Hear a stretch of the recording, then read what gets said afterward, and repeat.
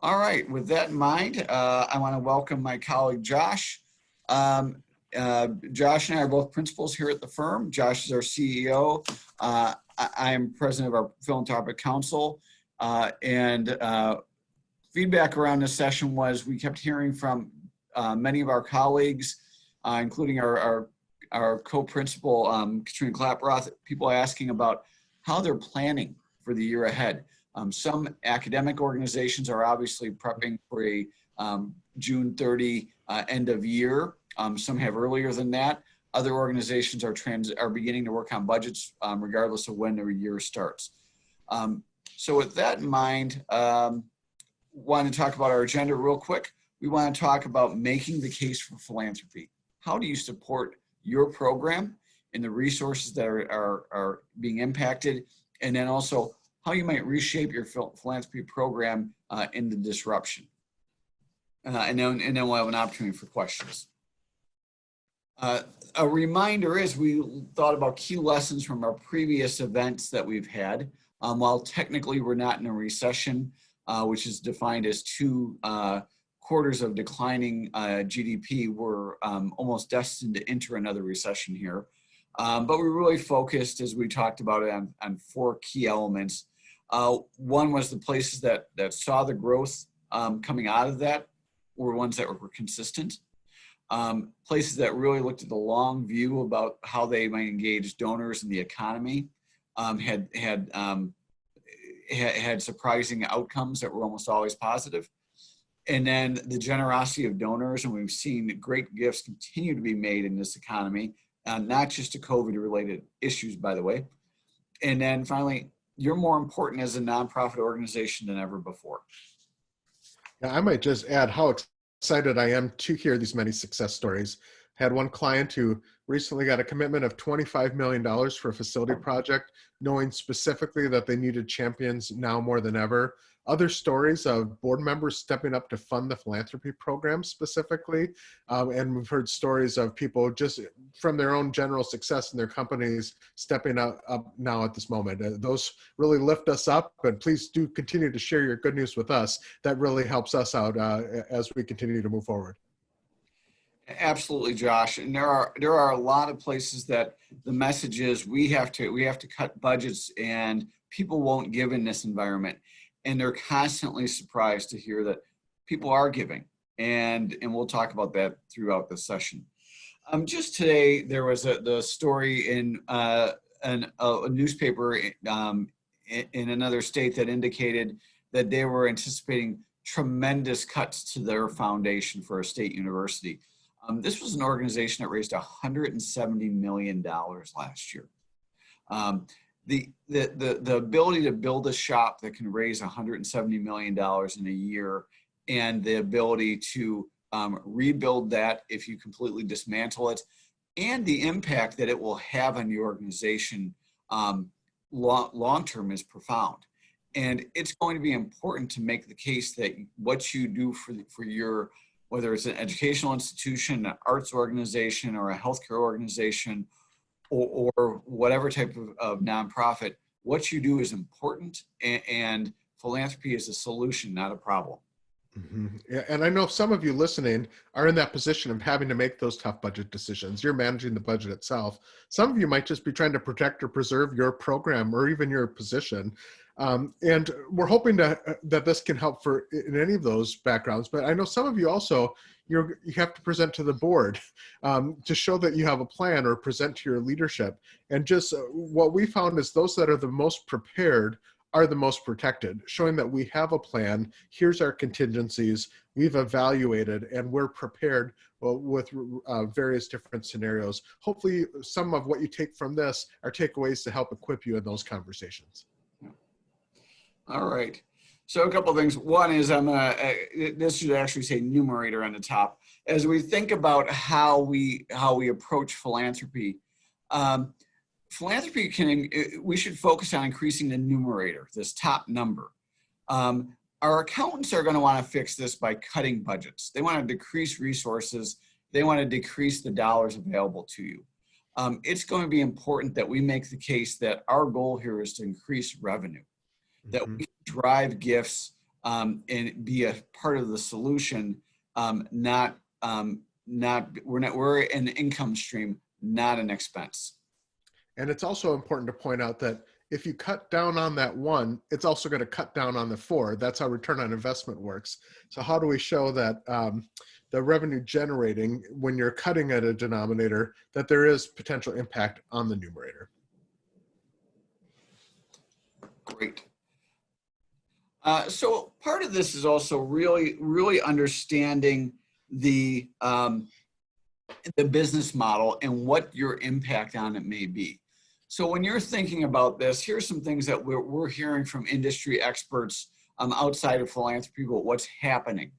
So it is likely that the tuition revenue stream is going to be significantly upended based on what type of revenue you receive. Particularly those private institutions are heavily dependent or always struggling with enrollment as one of their challenges. Now they're faced with both remote classes and declining enrollment. The impact is going to be organizational instability, budget gaps. What's that opportunity? What's the gap that philanthropy can fill there? When we look at membership organizations, when they make their revenue by people paying admission at the door or joining as they come to tour the zoo or to go to the art museum or attend a performance, not only is there stability, but it's also about long-term viability. What's the role philanthropy can play for them and with partners? And we also listed places that are heavily event-driven by philanthropy, may have to really consider how they shift their business model. One of the negatives that's happening here is we anticipate this might be a 2 to 3 episode event, as has happened with other pandemics. So it's going to be important. We've seen a lot of these event-based organizations shift to major gifts and annual giving funding models. While not the best time to do that, there's an opportunity if you begin and do so methodically and quickly to begin shifting. But then there's also places like fee for service, and in that I would lump healthcare. Right now they have closed facilities, or the facility, or if they're open, the services they're providing are not the ones that they make revenue from. So it's creating gaps in their budget. And then finally, really looking at things like even the state institutions for higher ed that may do better with more students staying local and lower tuition rates are going to face significant decreases in government funding as states are looking at how they're going to balance their budgets. And if we think about that opportunity for philanthropy, I like to think about your board and your closest constituents. This could really be a defining moment for them. And and they're asking, what can we do to help? And perhaps even more importantly, how are you aligning how they can help right now to directly impact these areas outlined in terms of impact on the program? I was talking with a college just this week that is concerned about their class, their enrollment this fall, because their cost of tuition is relatively high compared to other options. Now, going into the campaign that they're in right now, that was already a key concern, and they wanted to focus on student accessibility and student support. Now that's more urgent than ever. The case is not weakened, it's actually strengthened. This is why we want to do this. Or an arts organization, how do we make sure we can field these artists in the next season? So connecting these philanthropic opportunities to continuity is by mission-oriented gifts that align directly to the opportunities at hand right now. And so as you think about it, here's a harsh reality because of what we're hearing from experts in the health field, is this is not going to be a 6-month fix. So if you really think about your philanthropy program's impact, the stress on the overall budget is going to get worse. So you can fix this for the organization by really strengthening the income stream that's still available to them. To give you an idea, of the 50 states in their support for higher education after the last recession in 2008, 2010, only 5 of those organizations actually provide more dollars today than they did in pre-recession. So this impact is going to be long-term. So look at your revenue options. What piece is philanthropy of the larger whole? How is that a critical factor in all of your revenue options, and how does it intersect with those options? Some of the questions you might ask, especially at this moment, is what is your cost to raise a dollar, or its close cousin, what is your return on investment? Similarly, if you're thinking about your private investment portfolio, if you want to reduce or sell 10% of your portfolio, are you going to think equally about your Zoom stocks or your Amazon stocks as you would your oil company stocks? Probably not, because oil is likely to be going down further right now, or depending on when you're listening to this webinar or the recording. And some industries are doing well. Similarly, from a revenue perspective, what's the cost as well as the return on each dollar? When you think about the ability to increase your ROI, think function by function of your program. How does that relate to that return on investment? How do these different functions? I had one organization that's really focusing heavily on prospect research right now because they need to find which prospects are really effective right now. And they can directly connect that not only to a need right now, but if we're going to build out of this, we need to be ready for a top-down kind of recovery. And then also, if we had more resources, what would we do? Where would we invest for that return? And perhaps you're in the moment, wow, more resources, that would be a great luxury. But also think about what's the cost of not having those resources as the contrast, both in the short term versus the long term. Absolutely, Josh. If someone asked you if you'd like a dollar, you'd like 90 cents, most people are going to say, I'll take the dollar. And this is really about investing appropriately in this.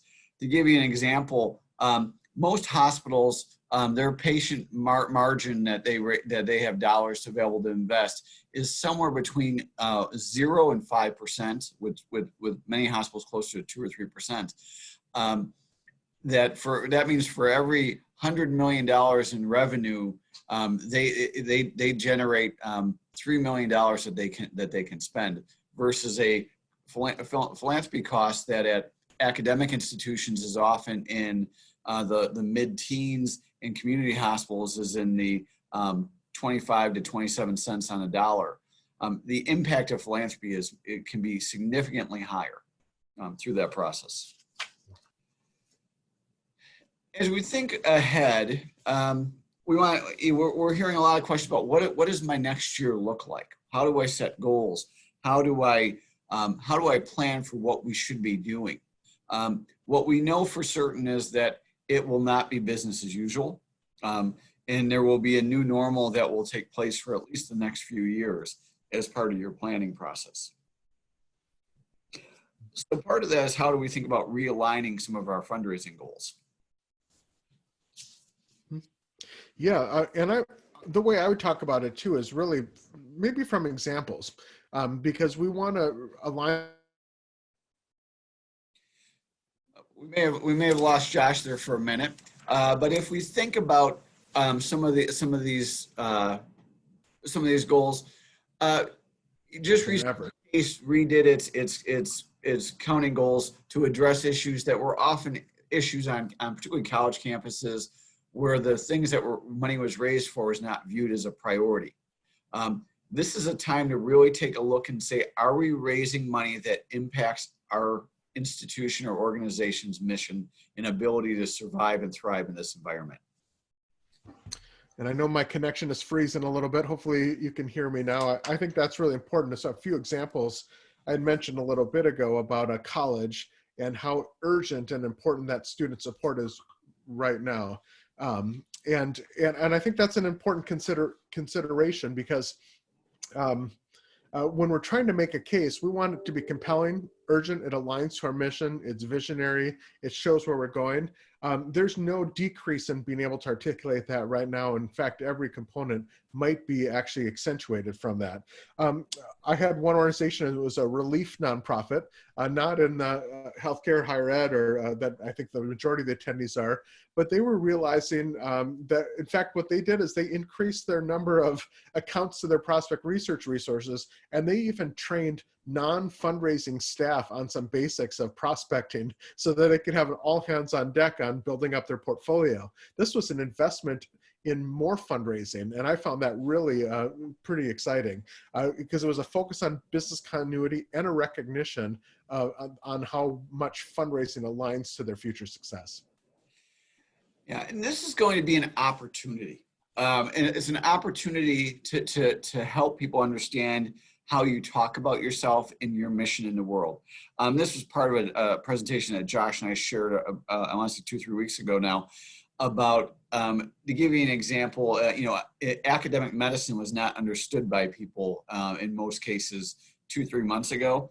They may not fully understand it, but I'll tell you what, most people think an academic medical center is far more important today than it was 2-3 months ago.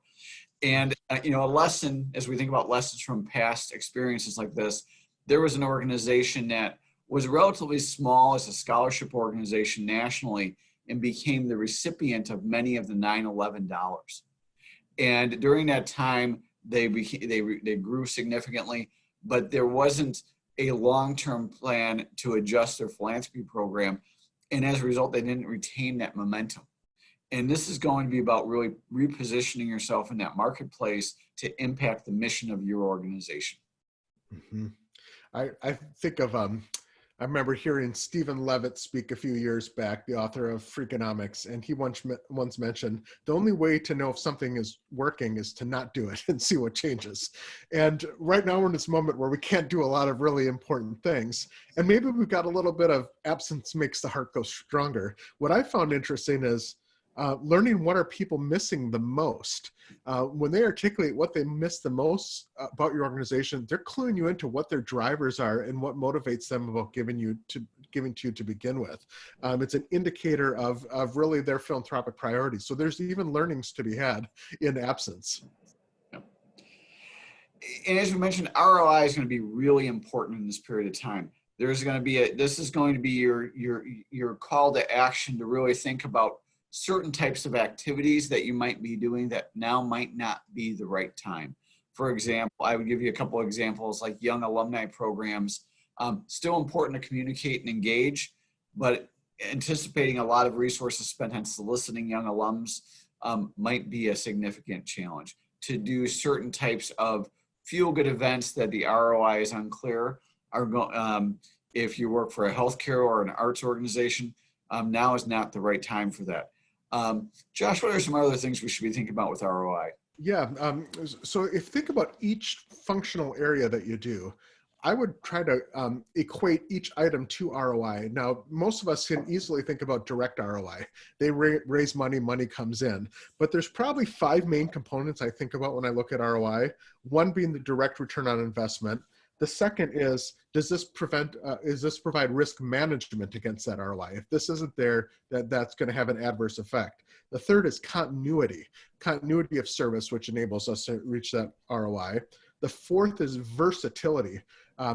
Can this functional area help in multiple areas that contribute to ROI? And then the fifth is, frankly, outsource options.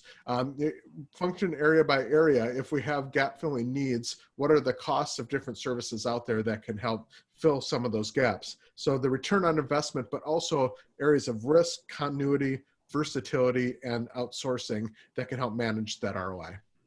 Yeah, absolutely. You're gonna see this environment, Josh, to the point particularly about outsourcing, is you're gonna see organizations be very cautious to onboard people.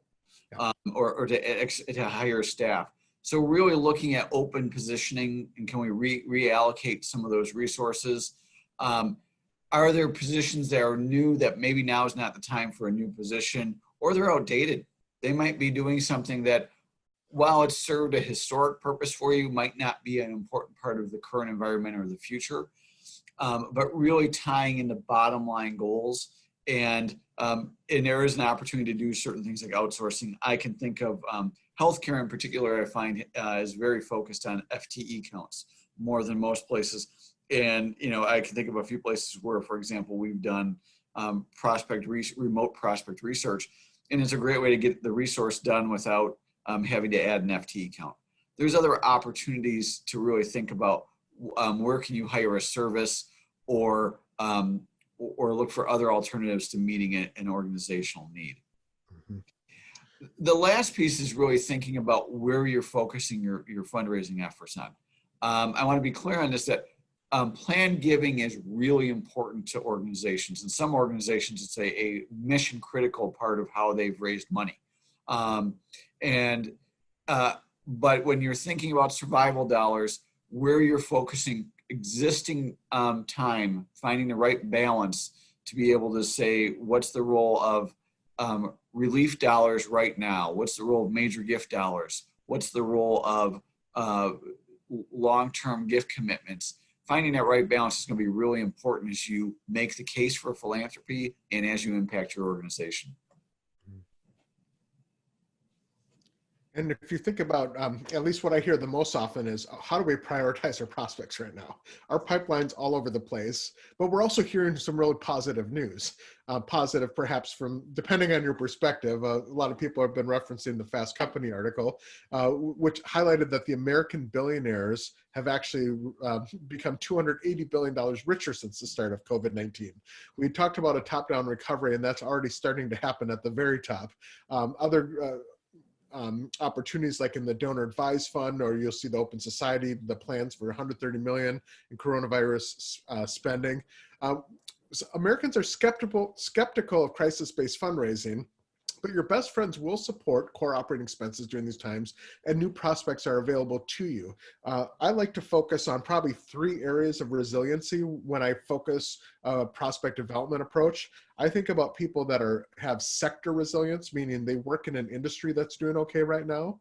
Second is, for lack of a better word, class resilience, like the Fast Company article. They're extremely wealthy, and on account of their wealth, being part of this group, they've got a degree of resilience. And then third is what I'd call behavioral resilience, which even if they're having financial difficulties, you're so high in their priorities that their giving continues. So looking at who's still giving, who gave during the last dip down in the recession, and using them as a model to find lookalikes to those that might be doing okay right now.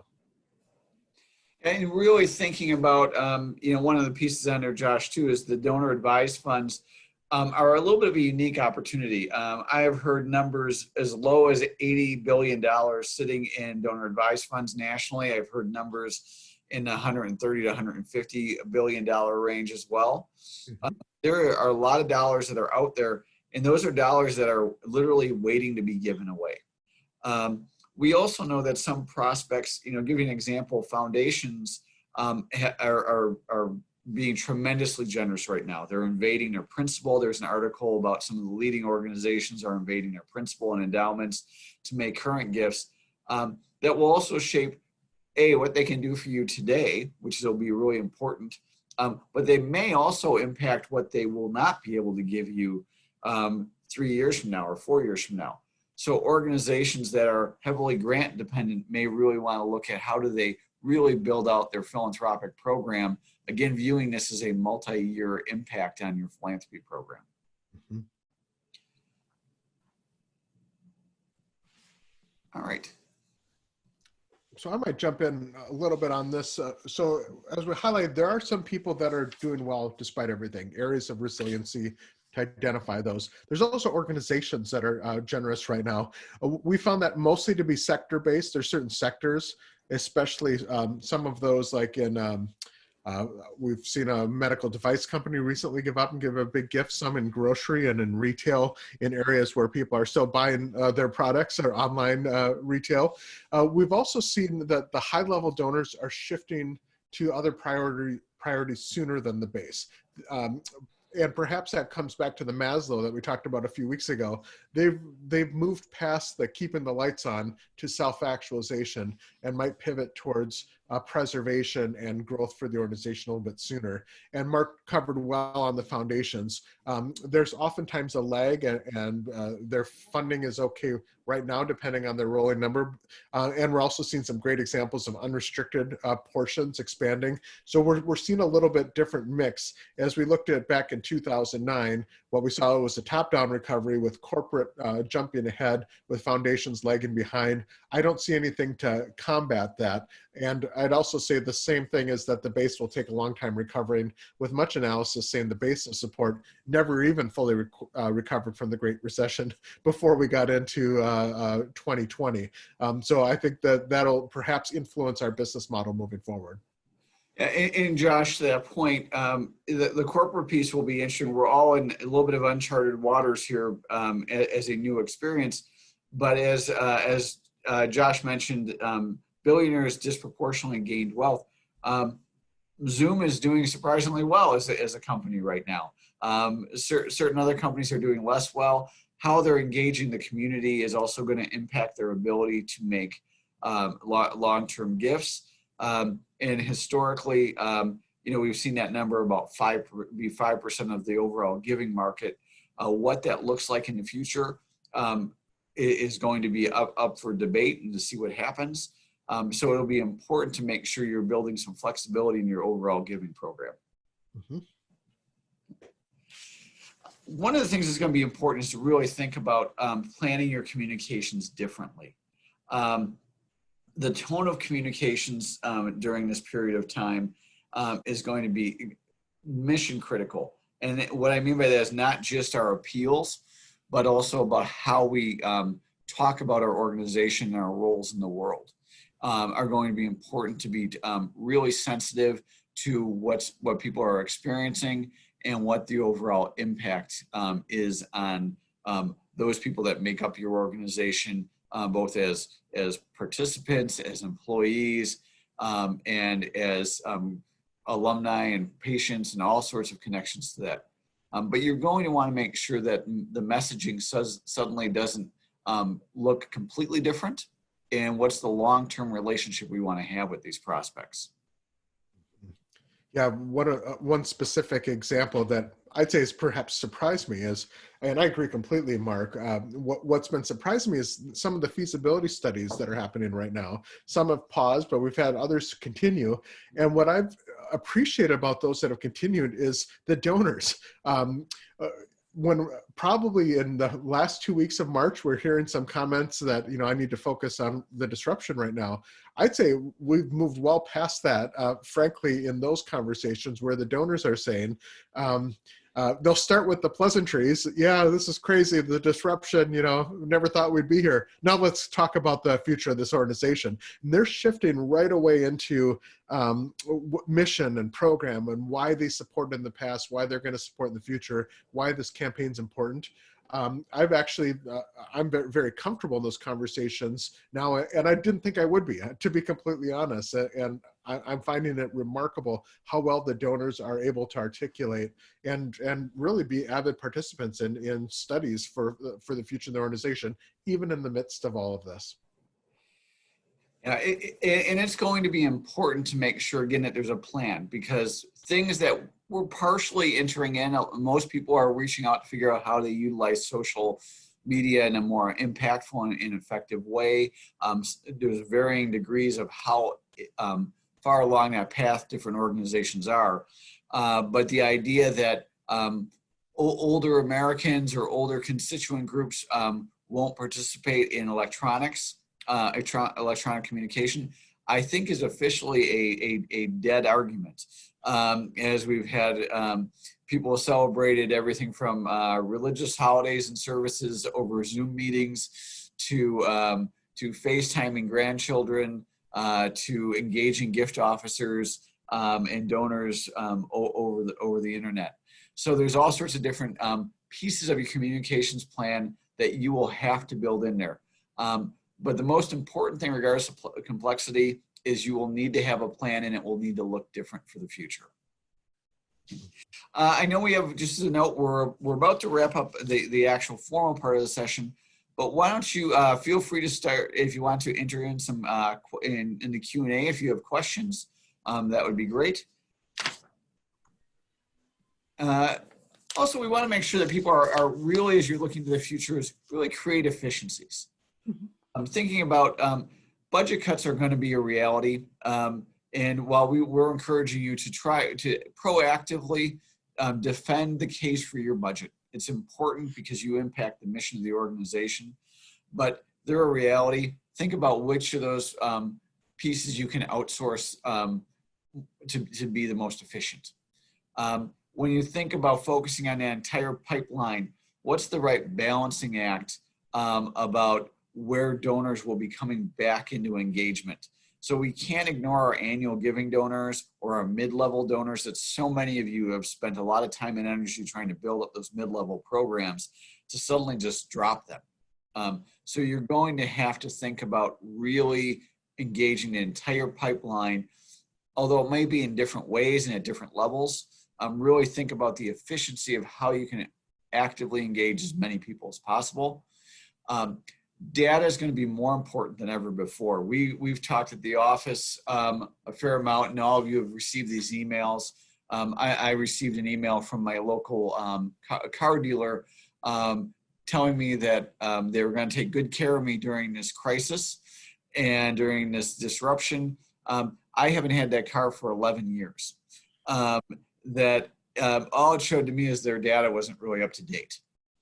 So it's going to be important to make sure that we're managing our data, and making sure we're prepared to do that. And again, realigning staffing will be essential to produce the right outcomes that you need to have to impact the mission of the organization. Yeah, I agree, especially on the last bullet. The only thing I'll add is one of my favorite phrases I hear from clients right now is about areas that are all hands on deck. Everybody's working on this area or that area, really thinking about the versatility. If we've got these 5 key outcomes of our program, but numbers 1 and 2 are really where the biggest return in the short term and for recovery are, how do we align our organization towards that? For example, thinking of operational functions that might be geared towards the base of support, what could we do to help align the top of the pyramid right now in terms of direct service? If our data is around overall mailing lists, absolutely maintain that and make sure that that's tight. What are other data resources that can help us in terms of maybe identifying those segments of population that might be more resilient, or looking at how we interact with that top population? So thinking about all the different functions we do and the people and their abilities, and how do we align them to what are the most essential functions at this moment? We have a few questions here, Josh. I want to just to add to what you said is that as we think about the future, our organizations all have funding model challenges. That's why we have philanthropy. Whether they're the sole source of funding, whether they help ensure we have students, or help make sure we can do the extra things for patients or fund research, or that we can make sure that our arts organization can be open and functioning. Any problem that we had as an organization structurally, or any challenges we had raising money 3 months ago before this all started, didn't magically solve themselves in April. So it's going to be important that we allocate the right amount of time, energy, and resource and plan to make sure we can solve that problem. I'm going to take the first question here. Someone asked if that this is not be a 6-month problem. So the best guess experts that are commenting that historic pandemics have come in 3 waves. That there is a wave we're experiencing now. There will likely be a wave that will be known as 2021, and then again in 22. So we're anticipating up to a 3-year impact from a health standpoint, in terms of that we will be dealing with the coronavirus if it trends as other pandemics have. So that's why kind of having a plan that solves a six-month solution, at 6 months, we've actually made our problem deeper rather than less of a problem. So that's why we want to make sure we have a multi-year plan that has long-term impact. And I firmly believe philanthropy is a solution for a lot of our organizations' ability to impact their mission. Mm-hmm. And I might jump in on one of the other questions before we get back to some of the takeaways and other questions that you might have. One person asked specifically about tactics we should deploy in planned giving efforts under the current circumstances. And that's an important question. I just did a planned giving seminar a couple of weeks back, and so it's been top of mind for me. Where I would suggest on the planned giving is to probably focus on 4 key things. One is perhaps a no-brainer, but our gratitude messaging. The endowments we have that are carrying us right now were because of those past gifts. So family members, that those bequests from their family, how important that's been to our organization, critical. The second is the relational versus direct mix. What we're finding is some people are finding that direct response mechanisms around bequests are falling on deaf ears. However, one-on-one, those conversations are going much more effectively. So if you're predominantly dependent on direct response and it's a bequest program, there could be some risk in terms of reception. So it's better to meet with those donors individually and let them guide the conversation on where they're at. The third one I would focus on is asset creativity. If your plan giving program's been predominantly a bequest program, think about the asset mix and what are other ways to have a creative asset structured gift that can provide revenue now, and be thinking more about that in this moment than just perhaps the bequest is the go-to. I'm not saying don't pursue bequests, but let the donor drive that bequest discussion rather than to push too hard on that. And then the fourth one is also something that it's probably a no-brainer to you, but to continue to focus on conversion with your existing contract holders or undocumented bequests. Reach out to them and think about conversion to some outright gifts now while you're waiting on those bequests. So I would focus on gratitude, relationship management, creativity around the asset mix, and thinking about your conversion to outright. Great. And I'm gonna grab the second question that we had there was about how is the advice of selling this new normal to senior leadership? So there's the great saying about seek first to understand, then to be understood. This is, as we talked about in the front, is really understanding what is the challenge to your business model. In some cases it's simple. If you're an arts organization and you're shut down right now, you don't have ticket revenue.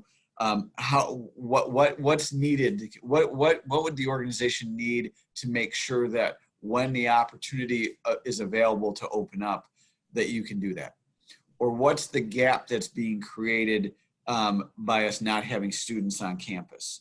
Or what's the gap that not having elective surgeries at our hospital is suddenly creating? Understand our business model. Really think about creating a plan for where can you have the greatest impact? What type of dollars, if you focused energies in certain programs, where could you create a change to that program to really have impact? Certainly an opportunity. Again, some of these again get very personal based on the organization, but really understanding current challenges, your opportunity to impact that and fill that gap. You are a solution to the organization's problems. You're not part of the problem that they have. Mm-hmm. And we'll go through a few more questions before we get into some of the takeaways.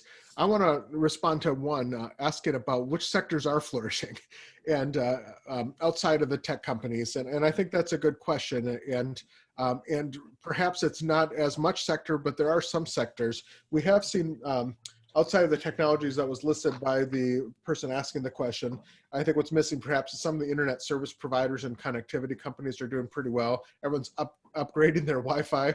I upgraded mine to Max and I still cut out twice in this webinar, so thanks for your patience. Maybe I can give them more money to help me out. There's some select medical supply industries that are doing pretty well right now. Some in the food industry, some aspects, some are struggling in the food industry, so it's not overall in food, mainly having to do with where those are having more of a risk are those that are in preparation and stuff where the factories themselves are a risk in terms of the gathering, but some of their supplies are still financially doing well in some. Home-based entertainment is pretty good right now, and also online retail. Those are just a few off the top of my head. I think that's a really good area to research more comprehensively, and we'll do some more research, but those are the ones that I've seen at this point. Yeah, I've heard Netflix is doing okay too. Yeah, it's not, that's right. I think I've gone through more Netflix shows than I ever thought possible. Yeah, one of the questions is on here about how do we address leadership fixation on raising only unrestricted gifts in this time? Great question, and I can't tell you how many conversations I've had over the last probably 10 years making a case that unrestricted giving is in decline. and I would tell you that is still true in a normal circumstance. This is creating a unique narrow band, and I believe that will be a narrow band of unrestricted support for different organizations. They're in some very generic ways, but they're out there as generic about supporting students. They're supporting frontline healthcare workers. They are generic in their topic, but they're essentially unrestricted dollars. And it allows them not to have to shift other dollars to do that are part of their mission. So I would offer some caution during this space I always encourage, by the way, development offices to never be the office of no, but it's the office of yes and. Here's what we need to help be successful. So one of the ways you're not going to raise more unrestricted dollars is by decreasing. Mm-hmm. It's also an opportunity to be talking to donors specifically about fundraising opportunities that will impact the mission, that are discrete in terms of saying, if you fund this, it will help us be successful. And that's again about listening to what the organization's pains are right now financially. If you haven't had a conversation with your CFO about saying, where are the biggest gaps? What are the pieces we absolutely have to have? This is really going to require you to realign your priorities, probably for, I would tell you, next 2 to 3 years, but certainly for the next 6 to 12 months. You should put some traditional priorities almost on the side to get you through this process. Yeah. The one thing I'll add is I always think of, in improv comedy, I don't know if any of you have studied that, there's the concept of yes and. The reality is they're not wrong. Unrestricted revenue is more urgent now than ever, and we have other urgent priorities. What I think is the most important is, rather than to be on the receiving end of the question, be proactive in guiding the narrative. Here's our plans for building unrestricted revenue. Here's our plan for building up these core areas, which will be key to our recovery after this. Here's our if-then analysis of our strategic plan and how we should focus. And if different contingencies happen, how would we realign, so that you're showing that you're very proactive. We're hearing you, we share, and we're aligned in terms of what the impact is. But in addition to that, yes, and we're also focusing on what's our long-term recovery through this, but with our prioritization. I know we're almost at the end of our time, and it is important, by the way, to make sure that we're good stewards of dollars, that they go where they're supposed to go, that we impact the organization. That's one of the learnings from Hurricane Katrina. Organizations that didn't use dollars properly have paid a heavy price over that process. We're at the end of our time, but some of the key takeaways is, as Josh mentioned earlier, really looking at what the impact of every revenue program you have is. What's the outcome? Can you de-emphasize some of those programs that will have less immediate impact? And as Josh mentioned, the organization that shifted some of their staff to doing prospect research, you don't want to have an events team completely disappear. They're important and they have impact on your programs, but there may not be value in doing certain types of events activity. De-emphasizing some programs will matter. Listen to your teammates' concerns, the chief financial officer, program directors, faculty members, chief medical officers. Understand what their concerns are. You are part of their solution, not part of their problem. Pivot to those greatest opportunities. Where would a donor step up? Where would our best friends step up? Board members, others. Again, thinking about this as a 3-year solution, board members are stepping up right now over this 3 to 6 month period of time. Most of them won't have the wherewithal to do this over 3 years. So that can't be a strategy. Hope is not a strategy. And then really champion your program as a solution to the problem. You can impact your organization right now like nobody else can. This is the greatest opportunity. Excellent. Well, and thank you so much. I really enjoyed having this conversation with you, Mark, and with all of you that have logged in. It really lifts us up to have this dialogue, and even more so, people reaching out to us with your success stories. We love to share those, and if there are ones that you'd like us to list by name, we'd love to do that as well. I know this is tricky for a lot of you. It's perhaps certainly the buzzwords are unprecedented, it's disruption, it's all those things. But more important, it's exciting to show how truly essential philanthropy is to where we're going to be in the future, because what you do is important. It's important to the world around us. And we care so much about all of you. Thanks for tuning in. Great. Thank you. Have a great day.